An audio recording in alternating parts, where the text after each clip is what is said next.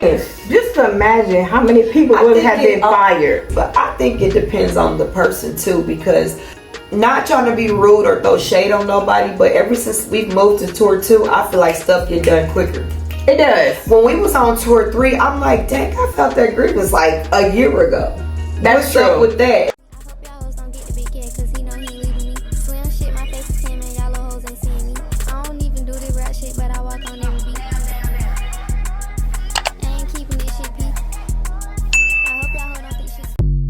And I'm not trying to throw nobody under the bus, but I'm saying I also think that depends on the person too, because a lot of people get frustrated with the union only because we pay our dues. So shop stories do play a huge role in how your experience is with the union. Yes. They are the first front of the line contact we need when we're in trouble. And see, say that again, because I don't think a lot of people know about that. So I see them as our lawyers, because without them, we cannot stand trial. We will be convicted of all type of crimes, okay? So we need the union in a sense. Right. I couldn't imagine working for the post office, how toxic it is. Yeah. For us not to have a union. Yeah. That would be like insane, Miracle. Yeah. Could you imagine going to work? And I would be scared. And immediately when I was in orientation, I'm like, nope, I'm signing up. Yes. Even though we might feel like in some situations and cases it might be unfair. Like for instance, when you're a PSC in your 90 days, the union don't fight for you that much. Hi, the intelligent one. How you doing today? Okay, so think about this. And everybody in the comments, think about this, okay? If we did not have the union, Miracle, guess what? We'll be getting paid lower wages, because that's true. Who is fighting for us to get cost of living adjustments? That's true. Who is fighting for us to have certain things in the contract? That's true. That's true. So you gotta look at the pros and the cons. Absolutely. Yeah. Absolutely. Who is fighting for us to get paid a certain amount of money if we're working by ourselves? Or working out of our schedules. We get out of schedule pay. Absolutely. Yeah. You know, things like that. Who is overseeing if we've been treated fairly when placing work bids? That's right. And let me tell you one thing. I love when they say I'm throwing it out. Exactly. I'm throwing it out. That don't even matter what that supervisor wrote on that paper. I'm throwing it out. The union love when you have nothing in your file, because they'll be so quick. We throwing it out. Yes. Because that's our argument. They don't have nothing. Yes. We gotta throw this out. And a lot of people, you guys have to realize something. Do not keep on making the same mistakes and allowing them to put things in your folder, because once it gets in your folder, it's hard for them to fight for you on certain situations. Such as myself, I told you guys in the last video when I actually brought up grievances that I won that was non-money related, with the whole FMLA thing, and how I got a letter of warning. If office didn't have a union, it would be a lot of people with black. And that's a good way to put it. There will be so many people with black eyes. I stand for this type of stuff they're doing. I guess it helps with the, it's the middleman. You're right. Yes. You're right. Yes, they are our voice of reasoning. They are definitely our voice of reasoning. Right, right. All right, you guys. So I'm going to go ahead and continue on the next question I have for Miracle. So I want to hear something from you. Okay. What are one of your pet peeves when working amongst co-workers? Lazy workers, and then the ones that are lazy, they always snitching. You know what? I have something to say about snitching. I don't like when managers are walking around and purposely nitpicking with employees and snitching. That's right. Okay. Because they doing something too behind the closed doors. Yes. Employee goes to break 1 or 2 minutes early and you're going like this and reporting back to a supervisor. Why is that necessary? That's right. You don't know the person's issue. They could have to go take medicine early. That's right. Like, some things are just a little bit extreme. Like that red badge go to their head. Especially when we're humping on these machines. Yeah. You're walking down the aisle snitching all day and resting when you feel like it. Everybody on tour 1 from 12th Street. I agree. Veterans are bullying newbies. And you know what? So I have something to say about this one, okay? I do feel like veterans do bully newbies. I really do. But this is my take on it, okay? Yeah, they do. So one thing I will say this. Once a veteran see how you work, they were lighting up. What's up, mailman Nick? Oh, he's in here. How you doing? Hey, Nick. Sometimes But they shouldn't treat people like that, especially when they're coming in, because you know a lot of the times working at the post office, they have trained you. Like everything you learn, you have to learn it on your own with experience. But you know, veterans, they had that mentality. If we had it hard, y'all gonna have it hard. So I feel like once you can break that barrier down and show them I'm just as a hard worker as you, they lighten down. I've had some jerk off veterans, but once they saw my work ethic and how I maneuver that mail, I do feel like they should not be as mean and bullying in the beginning. And if you that mean, then retire. When y'all know y'all got veterans that are rude, it's okay to clap back. You know that you don't intimidate me. That's right. I'm here for one thing only, and that's to move the mail. You fall back. Because I had a veteran that snatched from me before, and I told her, oh, hell no. Like, y'all know, I keep it really classy and professional. But when you do something like that, all bets are off. He said most of the veterans need to retire. Agree. And Jordan said, not on my job, they bully. They told me to slow down. I'm making them look bad. You know what's crazy, Jordan? A lot of the times when I first started working here, I always say this, and I'm not even trying to be funny. A lot of them that are like older in age and they are the veterans, they backs, they legs, they feet, they jacked up. Just beat them down. When the veterans tell me that I work too hard, I said, nah, you have to keep up. Honey said, laughing my ass off, I say that all the time. The post office ain't about to take my making needs. Okay, yes. Because they will beat you down. I ain't gonna be able to drop no more, baby. I learned the least they know, the better. I don't tell them jack. Yeah. They asked me something up. I said I'm leaving. That's it. All right, you guys. So I'm gonna ask Miracle some more questions. Tips on surviving USPS probationary period. And you guys have any input on that? Comment below on tips how individuals can survive their probationary period. First things first, to answer what she just asked me, be mindful, y'all, because you might not think they're watching, but they're watching. They are. So what I did in my 90 days, this is my personal experience, I didn't miss work at all. Okay. Like, I know that sounds unbelievable, but as soon as I got out them 90 days, I was like, I need me a couple of days, because I made it. Yes. But it is tough, because that's a long 3 months. It is.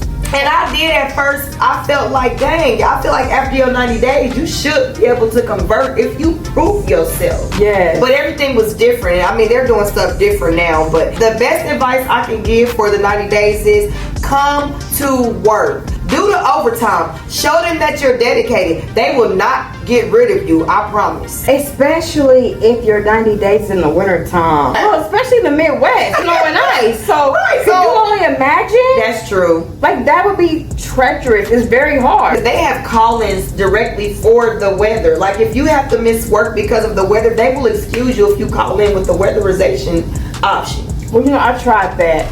And they said that I have to be in a certain radius. Well, I will actually tell anybody this, is when you have your information put within the post office, put the address that you actually live at, your physical address. I use like my sister's address as my mailing address. See, if you would have put your actual, they would have made an exception for you. Exactly. Yeah. What do you dislike the most when working overtime at the post office? What's something that you dislike the most? Okay, this is what that's a good question. I'm glad we're talking about this. This is what I dislike the most about working overtime at the post office. It would be better for me if they didn't make us do their tours work. Because I feel like they use and abuse the fact that we're actually working overtime. Baby, I already did my 8 hours. I did my shit. I'm only trying to help out the best way I can until I'm up out of here. Right. Make my little money. So I feel like on overtime, they should take it easy on the people that are on overtime. And that's not fair. All day. Well, some things that I actually find very offensive is when they come in and you sit down on that line, and I've been on my feet for 12 hours. Yes. And you gonna come in 30 minutes and you gonna sit down? I found that offensive. Ooh, I like that. In the comments, somebody said, don't send me out of my unit for overtime. Agree. I agree with that. Definitely, I agree with that. I wish I could be like that, but I'm single. I'm a single parent, and I need the money. That's true. And I'm also like, she said, I'm in Miami, and it's hot as hell outside.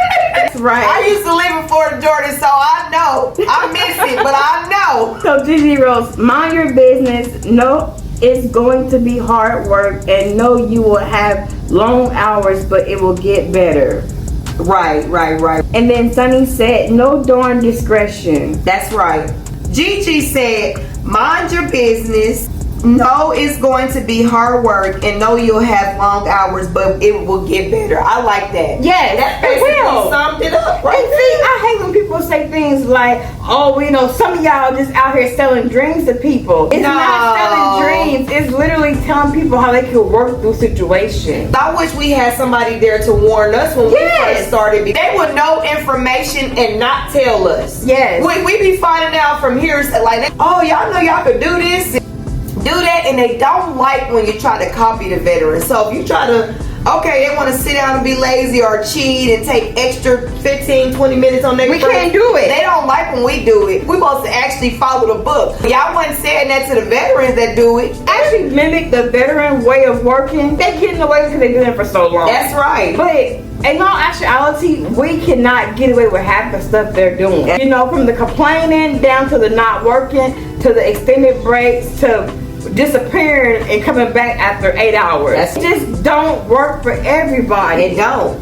And that's the thing where a lot of people are getting upset about is the whole favoritism. Yeah. And that's something that management needs to do a better job at. But you guys right now, I'm gonna go ahead and open the floor to you guys. You guys can go ahead and ask questions. If you need to, make some more comments. And also, you guys can call this line, which is 913-271-6779. Gigi also said, have a backup plan for your children after school daycare setup. They don't care, so be prepared. They sure don't. They don't. You can say, my baby need to go to the hospital. You gonna stay another hour, then leave? No, I wasn't asking you. I'm telling you, I'm gone. My thing is this: how come they won't just have a daycare? I feel like my husband said that a long time ago. Back to what she just said. Why don't they have a daycare there? Because I think that would be really smart, and it would help a lot of the single moms that don't have support. Yes. Or let me not be biased. Even the single dads. Because if we're there 24 hours a day, right? Yeah. With amongst all the tourists together, and then they have this daycare ran 24 hours a day. Do you see how many people will actually come to work? Yeah. Because they won't have the excuse of child care. Wait a minute, I need to add to what you actually just said because something just hit my brain. It goes back to the child care. I'm on topic. Okay. I remember I asked the MDO when I was working at FSM for a schedule change for a couple of weeks. Only 2 weeks, because I'm like, my youngest baby, at the time we was, daycare was difficult and she don't go to daycare. She's always with her family. Right. So I remember, let me tell y'all this, crazy. Well, not my problem. And see, that's something. I mean, they just don't care. They don't. And I made a short about that. About how they need to stop doing that when it comes to single mothers. That's right. Who are actually trying to maintain and make a way for themselves. Trying to make sure they take care of their families. Yes. Like, they need that support. It takes a village. It does. And it starts with sometimes employers allowing them to make it happen. That's right. Which they're not. That's right. Barbie, I think the USPS should have cafeteria. I worked at the DCF and they have cafeterias. I always said that. It was there 24 we just got break hours. rooms. Yes. We don't have an actual cafeteria. Because it's 24 hours, we should. Yes, because when I worked at the casino, we used to have a cafeteria. We had two cafeterias. You can get hot meals and stuff. And it was like buffet style. And guess how much we paid out of our paychecks every pay period? What? $5. And I was in there every day. Because I feel like we should get the employee discount because we're there all the time. Yes. They don't. See, they need to get up to date. You see how Amazon have their warehouses now? Everything's more top tier, up to date. It's more up to speed. Yeah. The post office is so behind. It's like they're always back in the day. Even the people that work there, the veterans. It's like everything is so outdated. They about to paint a picture. I need you to get it. And sometimes I feel like I'm in a twilight zone. That's right. I mean, they need to update everything, even the machines, the equipment, like some of the APCs be sitting me off. It needs to be updated. Honestly, most people believe this: the day they start to update machinery is the day they will start eliminating jobs. Did that in Chicago. I don't know if y'all heard about this. You remember Miss Brenda? Mm-hmm. She retired, but they're making it to where it was just an all robot ran post office. I don't see that happening no time soon to nowhere else, but they already started it in Chicago. I know in Wichita, Kansas. Let me not misinform y'all. They didn't fire the workers. What they did was they spreaded them out according to their addresses. So they sent them to other units, like whether it be plant, a station. Even if you wanted to go out of state, they were able to get you, like, you know, move you around. And you didn't have to put a transfer in because they wanted that plant in Chicago specifically to be just machines. But you know how it is when anytime tours become abolished, because we're experiencing it right now with an abolishment of. And it's crazy because a lot of us are unassigned. Okay, so do you want to elaborate more on that, on you sharing your frustrations on the bidding process? And yes, the whole abolishment situation. Glad you brought this up because I was waiting for the day I got to say this on live. Okay, my frustration with bidding is there are really some people out there that really do be needing certain days off. They be needing to bid. The thing I don't like about the bidding thing is that you got the veterans, and I've even heard some of them say this with my own two ears. Oh, I got Friday, Saturday off, but I'm gonna go ahead and bid on that Saturday, Sunday just because I know I can get it. And they play that bidding in, bidding out, bidding in. So for a couple of months, they want to go Friday, Saturday. For football season, they might want Saturday, Sunday. But y'all have to really be mindful that some of us don't get bids like that because of our seniority dates. So if it was me and I'm a veteran, if I got what I need and I'm comfortable, I'm going to go ahead and leave that down to, you know, the other people. Absolutely. But what they do is they always moving around, and I really don't like it. I feel like it should be a cutoff of how many times you can bid. Yes. I feel like you should only be able to bid a certain amount of numbers a year. And I feel like if you get a certain amount of number of bids in 1 year, you should stick to that bid until the next following year. Especially now with that tour being abolished. Yes. A lot of individuals are at risk of becoming unassigned, and you do not want to be unassigned when working at the post office. That's right. They can throw you anywhere. And you know you don't want to. Don't nobody want to go to tour 1. No, absolutely not. We came a long way from tour 1. That's right. When vans are community property at USPS, some vets are petty. Yes, they are. And you know what's weird? It took us a long time to actually have fans installed in automation. For the longest, we had to figure our own personal fan. Oh, yeah. I still do that sometimes. I feel like that circulation with the machines, it's just not enough. And not every fan has machines. I like this comment. Kaylin said, yeah, they good for fighting over equipment like we don't own, like we own this stuff. Crazy. Yes, they do. Like, you can't take the APCs home and you can't take the machine home, so chill, baby, chill. Sunny said, luckily for me, I work in, how do you pronounce that? I work in an annex where only PSCs and MHAs only work there. Once converted, you have 6 months to bid out. But how is life at the annex? I know sometimes it's a lot smaller, but they do have some is ran 24 hours and some just have 2 tours. At the annex, I know some could be like mail sorting and then some could be parcels only. How does that work, Sonny? If you can put it down in the comments for us. Jordan said they need gas pumps. I agree. Yes.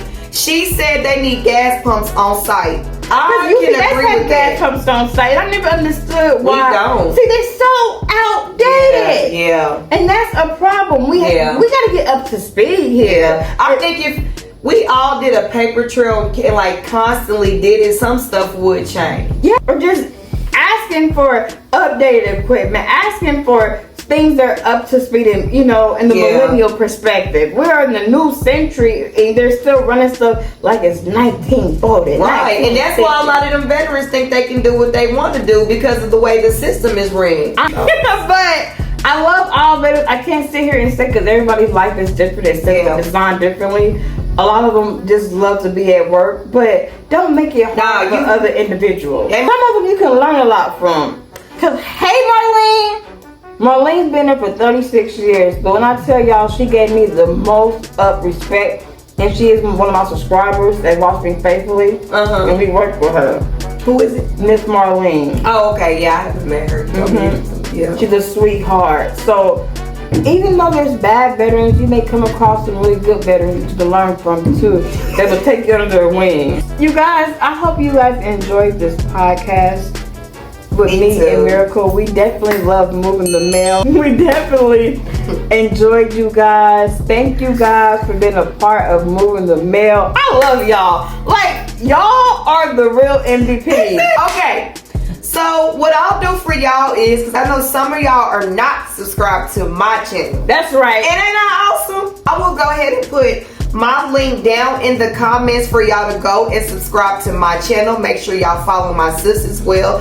But more importantly, we want to hear from y'all. Put y'all's questions in the comments. Any concerns y'all have, send us some topic ideas. Alright, you guys, I want to say thank you tremendously for allowing me an opportunity to have this podcast here live. You guys, if you like this type of setting, be sure to comment in the comment section below, because the more interaction is the more times I will go live. However, thank you guys for chiming in with me. Thank you guys for being a part of this journey for USPS vlogs and Moving the Mail with Miracle. That's However, you guys, it's time to go now. I love you guys as always, and we're signing out.